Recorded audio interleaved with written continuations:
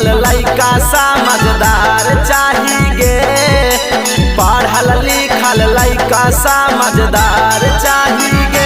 गे सखी हमारा तमांझी जी भातार चाहिए, गे सखी हमारा तमांझी जी भातार चाहिए।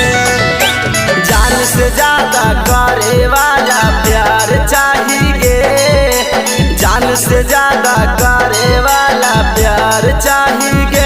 ये सखी हमारा तमांझी जी भातार चाहिए, ये सखी हमारा तमांझी जी भातार चाहिए, मांझी जी भातार चाहिए, भातार चाहिए।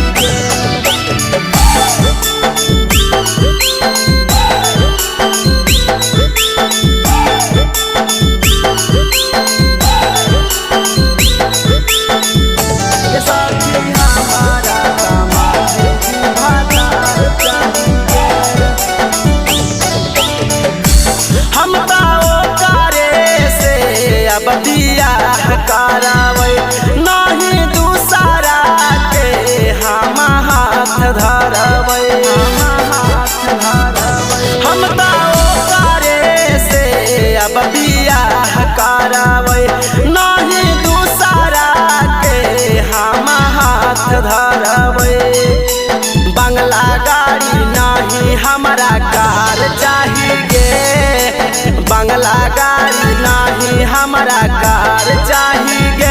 ये सखी हमारा तमांझी जी भातार चाहिए, ये सखी हमारा तमांझी जी भातार चाहिए, मांझी जी भातार चाहिए,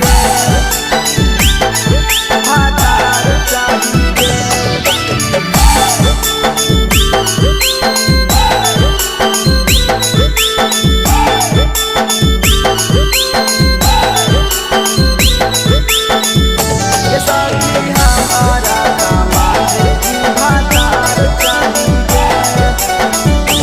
एकदम देखे में वो बेजोड़ लागो है, थोड़ा कारिया भी थोड़ा गोर लागो है, थोड़ा गोर लागो है। एकदम देखे में वो बेजोड़ लागो है, थोड़ा कारिया भी थोड़ा गोर लागो है।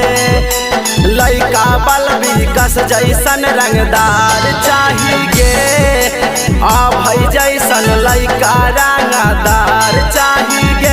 के सखी हमारा तमांझी जी भातार चाहिए, के सखी